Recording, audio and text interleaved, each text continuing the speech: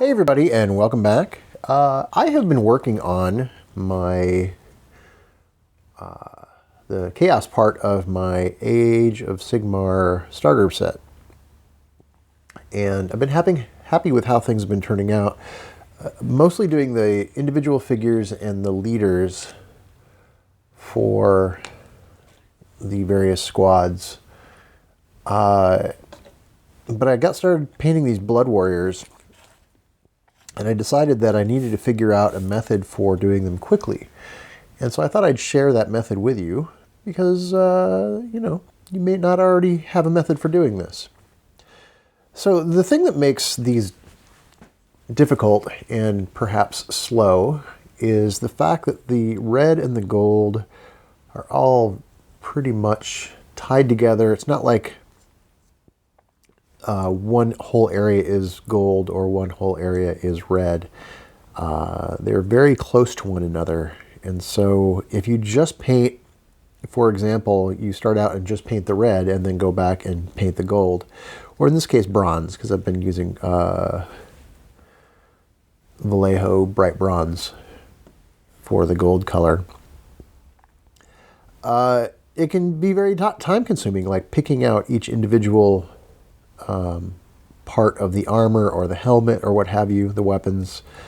So what I came up with is a way to sort of speed that up. And so after priming these black, I went over the whole thing with the bronze. So as you can see, this is sort of, this is step 1 and 2. Because step 2 is then to coat the whole thing with a thin coat of Agrax Earthshade. And what that does is it weathers down the bronze, which I want to do anyway, but it also defines all of the areas. You can see here's an area where I haven't gotten the Agrax Earthshade in there yet. And pretty much everywhere else has it. So it defines it defines the model. It makes it easier to see. Like, this is much easier to see where all the details are than if you just started with black and started trying to paint individual areas. So now I can much more easily see everything. Then, once I've done the Agrax Earthshade and it's all dry, then I start blocking in my reds. So this guy, he has just gotten started, and you can see that I have 1 or 2 coats, and in this case I'm using War Colors Red 4, but really it doesn't really matter which red you're using. You're going to be using a red, and the nice thing is that when you're doing red, you generally want to use a bright color underneath to kind of keep the red a little vibrant. I would say with Khorne, you don't want that to be too bright. You wouldn't want to do a white undercoat with the red here, because it's actually, you kind of want it to be a little bit darker red. So the bronze makes for a really nice base for the red. The worst thing that can happen, and maybe you can even see this here, is that if it's a little thin, some of the metallic will kind of peek through. And that should probably go away by the time you're done highlighting your reds or washing your reds, because this is the red 4, and then once I've got that thick enough to where I like it, I will go back with Carroburg Crimson as a wash over that.